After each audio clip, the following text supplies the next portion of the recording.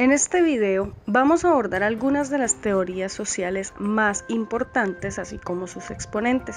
Por lo tanto, iniciaremos con Jean-Jacques Rousseau, quien fue uno de los responsables de que la sociología se comenzara a abordar como disciplina, de sentar las bases para que fuera tomada más en cuenta en un nivel más amplio o más profundo del conocimiento.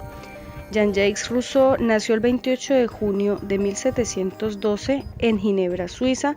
Fue un polímata, escritor, pedagogo, filósofo, músico, botánico y naturalista, y abordó muchas áreas del conocimiento. Su principal obra fue El contrato social. En el contrato social, Rousseau nos habla del hombre y de cómo él es bueno por naturaleza, pero hay unas circunstancias que hacen que se corrompa. Nos habla de 3 estados del hombre: el estado natural, que es el estado previo a la civilización, en el cual se comporta como un animal, está integrado a la naturaleza y solo quiere satisfacer sus necesidades físicas, no es bueno, no es malo, ni tiene vicios, es decir, es un hombre inocente. Después viene un estado intermedio, que se supone es el más feliz de todos, ya que el hombre simplemente se relaciona con sus pares, establece comunidades rudimentarias para protegerse mutuamente. Y posteriormente el estado civilizado, que se supone pues es el estado actual, que surge en torno a la división del trabajo y la propiedad privada. El pueblo se esclaviza ante los más ricos, ante los más poderosos, y el hombre se corrompe debido a la explotación. Así es como surge la desigualdad que ya todos conocemos. Debido a esta desigualdad, Rousseau plantea que tiene que establecerse un contrato social.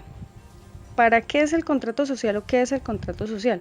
Es un pacto que se da entre los hombres, con lo cual surge un estado justo que tiene que regular las desigualdades.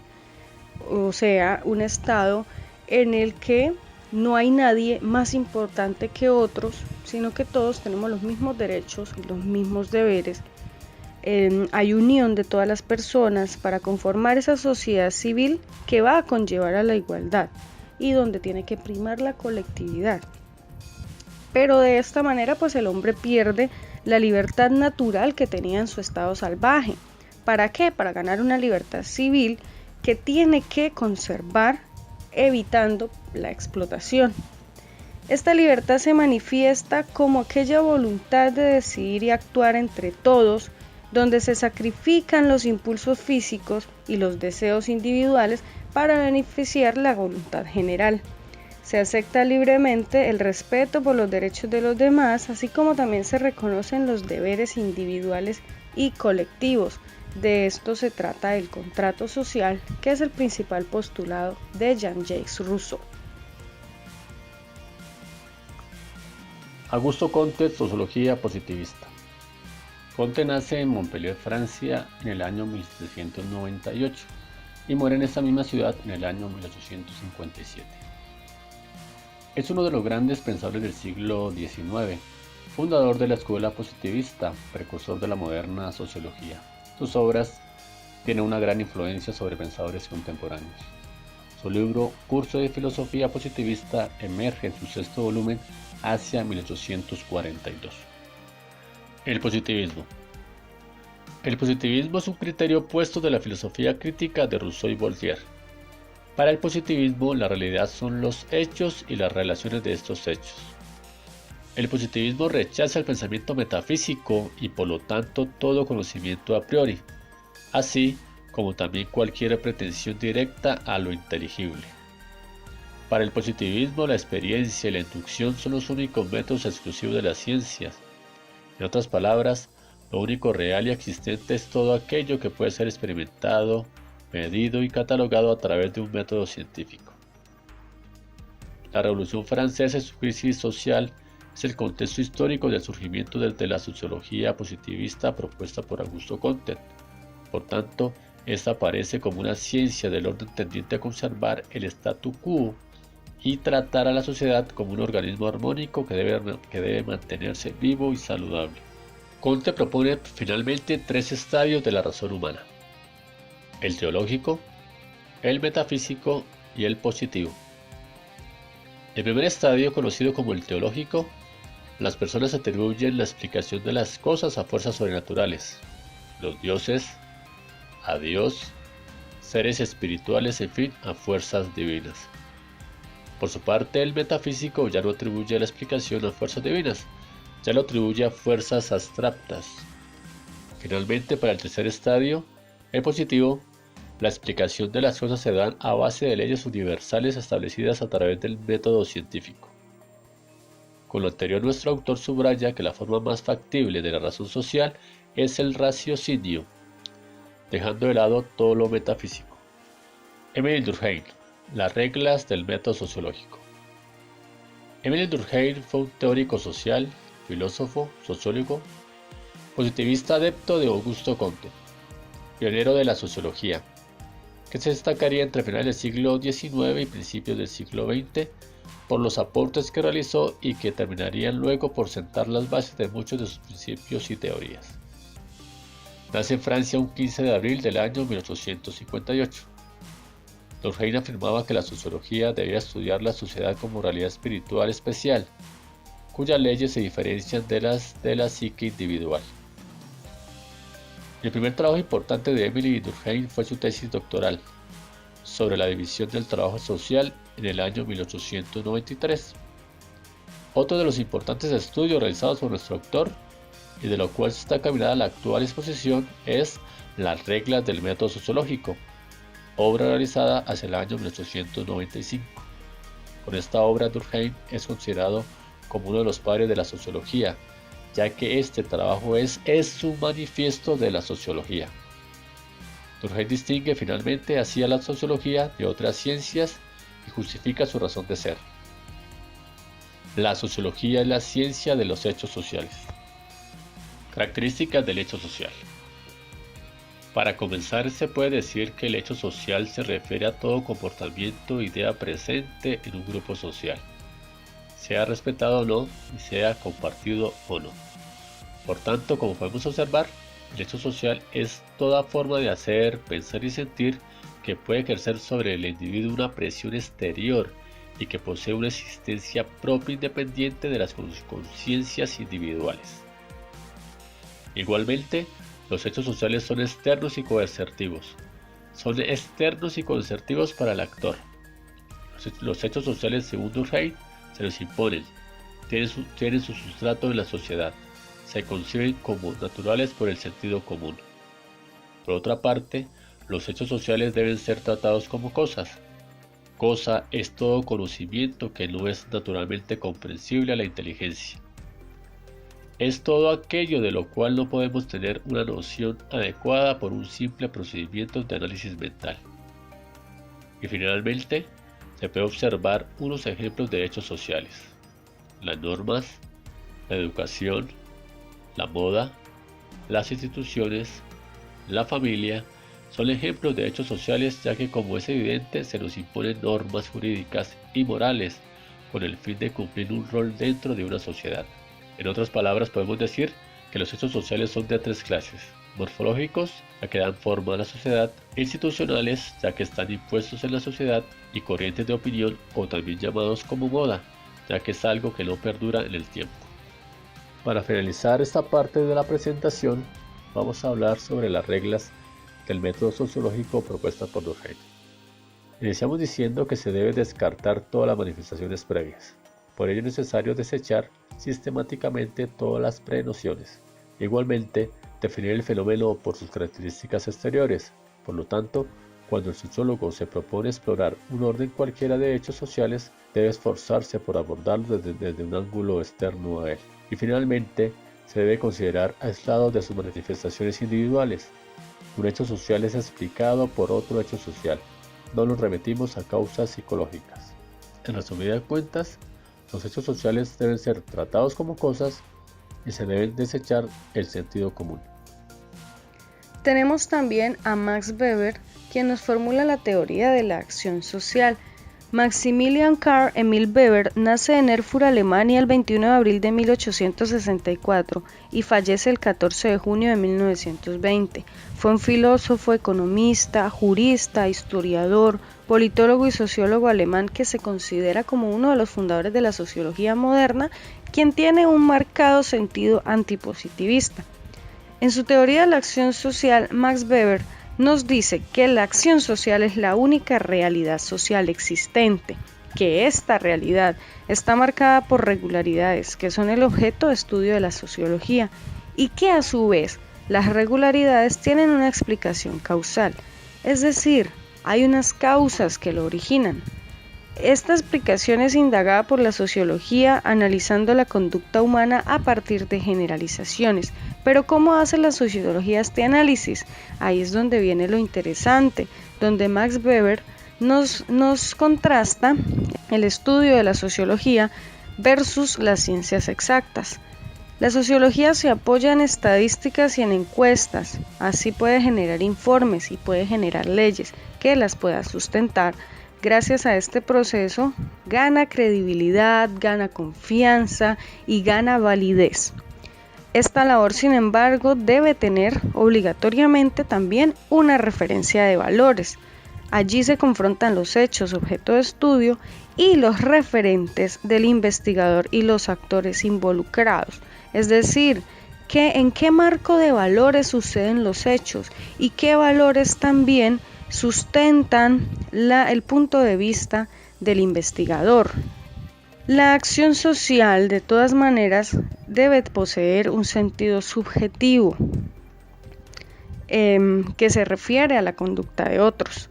Y existen 3 criterios para determinar el carácter social de la acción. El primer criterio nos dice que las personas deben tener en cuenta el comportamiento y la existencia de los demás.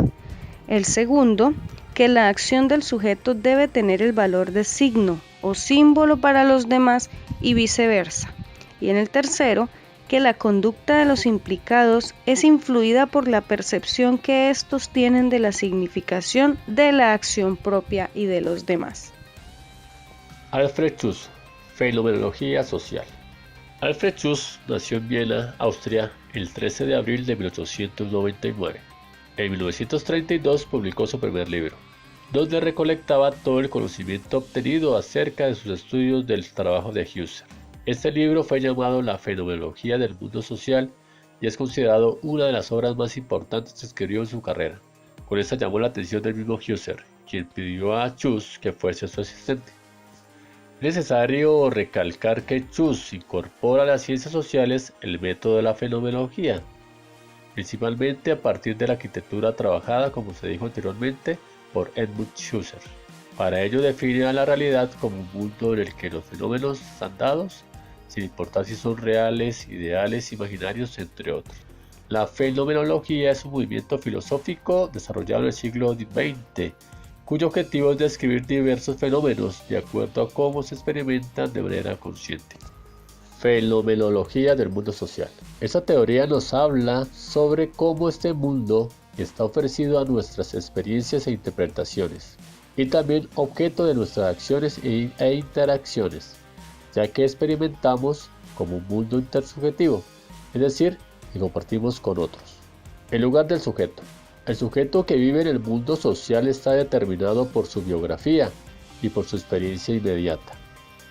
La configuración biográfica alude a que cada individuo se sitúa de una manera particular en el mundo, pues toda su experiencia es única. Sus padres, la crianza y educación recibidas, los intereses, deseos y motivos, todos son elementos que aportan a la formación de personalidades únicas. El sujeto y los otros. La configuración particular del sujeto está también sometida a la intersubjetividad, que constituye una característica del mundo social. El aquí se define porque se reconoce un allí, donde está el otro. Que el sujeto pueda percibir la realidad poniéndose en lugar del otro es lo que permite al sentido común reconocer a otros como análogos al yo. Interpretación de significados. El sujeto realiza acciones que están encargadas de significados. Todas sus acciones tienen un sentido, Aunque el actor no haya tenido intención de significar algo, su acción puede ser interpretada por otros. Las vivencias son interpretadas subjetivamente, pues el sujeto recurre a sus repositorios de conocimientos disponibles para asociar aquello que se conoce a lo que se desconoce. Comprensión y motivos. Se plantea el problema que desde la observación directa no se puede determinar qué acciones son conductas significativas, pues no tenemos acceso a la actitud epistémica que el sujeto que realiza la acción tiene frente a ella. Para finalizar, vamos a tratar algunos conceptos fundamentales tratados por Chus.